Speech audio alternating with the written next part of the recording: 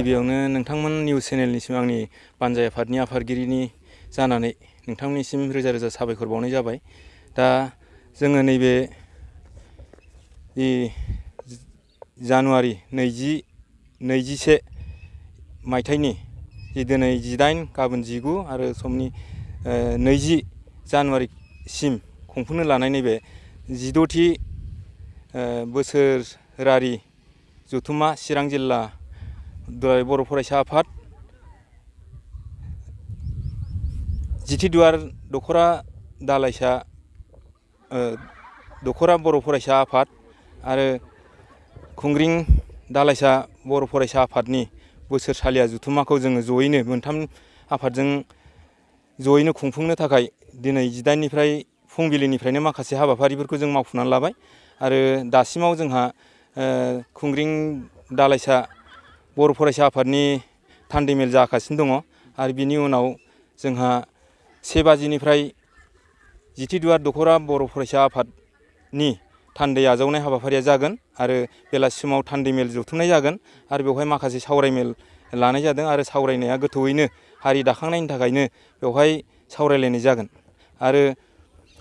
गाबोन 19 अक्ट'आव फुंबिलियावनो जिथिदुवार दख'रा बर' फरायसा आफादनि आफादा फुंबिलियाव 8 रिंगायाव दुलाराय बर' फरायसा आफादनि फिरफिलाखौ दैखांनाय जागोन बिरहोनाय जागोन आरो बिनि उनाव थुनलाइयारि बादायनाय हाबाफारि दङ आरो बिनि उनावनो जोंहा सानजौफुआव 12 बाजियाव जिथिदुवार दख'रा बर' फरायसा आफादनि हाबाफारिया जोबहैगोन आरो 1 रिंगानिफ्राय चिरां जिल्ला दुलाराय बर' फरायसा आफादनि थान्दै बिथांमोना नुजाफैगोन आरो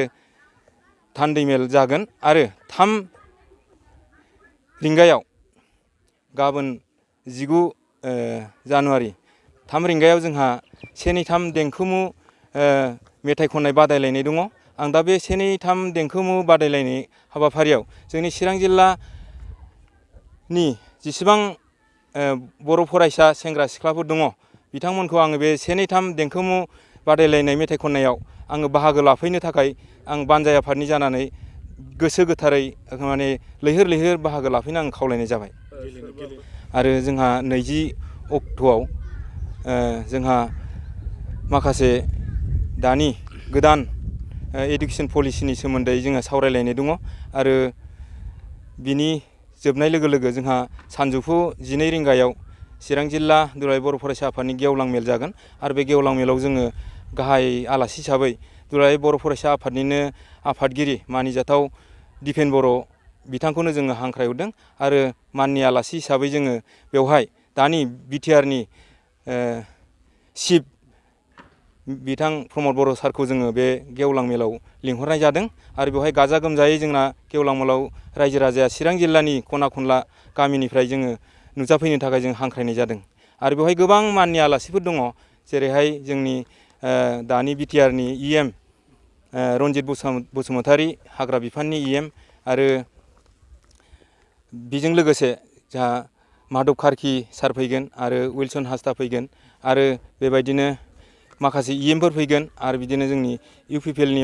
आफादगिरि रोनगोरा नार्जारी साराबो नुजाफैगोन आरो मावथि ब्रह्म हाज'वारी बिथाङाबो नुजाफैगोन आरो गासै बे मेला जोंनिया माने गाजा गोमजायै गेवलां मेल जोबखांनायनि उनाव आरो जोङो 6 बाजियाव जोङो मोनाबिलियाव हारिमु मोनाबिलि जोङो बानजायनाय जों हाबाफारिखौ आरो लाबावदों बेवहायबो गोबां जोंनि बर'नि मोजां मोजां खनग्रा आर्टिस्टफोर जोङो हांख्रायनो हाबाफारियाव जों लिंहरनो थाखाय थाम थिम खालामगासिनो दङ। दा बेवहाय आङो बयखौबो जाहाथे हारिमु मोनाबिलियावबो जोबनाय हाबाफारियावबो बयखौबो फैनानै जाहाथे बाहागो लाफैयो आं बेखौनो रायजो राजानिसिम गोसो गोथारै हांख्रायनाय थाबाय।